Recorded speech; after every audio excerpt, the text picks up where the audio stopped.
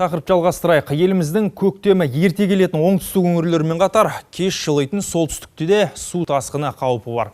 Биыл Ақмола облысының кей аудандарына қар жылдағыдан 2 есеге көп жауған. Сондықтан аймақта көктемгі су тасқыны болуы мүмкін. Ондай өңірлердің бірі Сандықтау ауданы. Мұндағы 6 елді мекенді су шайып кетуі ықтимал дейді мамандар. Қазір қызыл судың алдын алу жұмыстары жүргізілуде. Облыс бюджетінен 300 миллион теңгеден аса қаржы бөлінді. Әріптесім Дамир Берікұлы тарқатады. Сами видите, сколько снегу в этом году.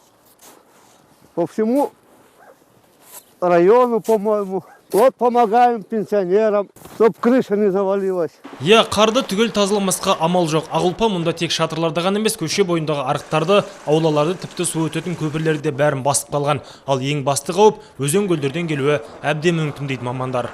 Бұл әйгілі Жабай өзені. Ол Ақмола облысының Зеренді, Сандықтау, Атбасар және Жақсы аудандарын жанай өтеді. Бірақ ең қауіпті тұстары осы Сандықтау ауданы мен Атбасар ауданы болып тұр. Себебі осыдан 2 жыл бұрын Атбасар қаласының тұсынан Жабай өзені арнасынан тасып 200-ден астам үй су астында қалған болатын. Сондықтан да наурыз айынан бастап мамандар өзендегі мұзды жаруға кіріседі. Қазір аудандық төтенше жағдай қызметімен жергілікті билік өз дайындықтарын пысықтап жатыр. Ауданда тасқын бола қалған жағдайда әрекет ететін жедел топтар да құрылыпты. Оның құрамында 230 адам мен 100 шақты техника бар. Также 14 сельских. Жедел топтар 14 ауылдан құралды. Ал қар ери бастаған кезде біз ең қауіпті деген 3 елді мекенге тәулік бойы кезекшілік қоямыз. Ондағы кезекшілер судың деңгейін жіті бақылап, күніне бірнеше рет штабқа хабарлап отырады. Сондай-ақ көрші Зеренді ауданымен де байланыста боламыз. Себебі оларда Айдабол су қоймасы бар және Жабай өзені сол жақтан бастау алады. Қазір аудан бойынша 18 мың текше метрден астам қар сыртқа шығарылыпты.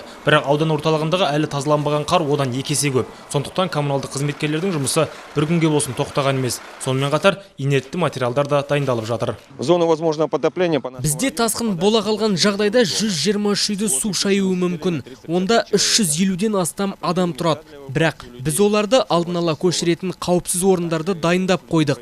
Дүние мүліктері мен малдарында аман алып қаламыз. Ал қазір жаппай қардан тазарту жұмыстары жүріп жатыр. Ал Сандықтау ауданының әкімдігі көктемгі су тасқынының алдын алу үшін жергілікті қазынадан 16 миллион теңгеден астам қаржы бөліп отыр. Оның 6,5 миллионы өзендегі мұзды жару мен елді мекендерді қардан тазартуға жұмсалмақ. Дамир Берікұлы, Евгений Шинкаренко, қорытынды жаңалықтар, Ақмола облысынан.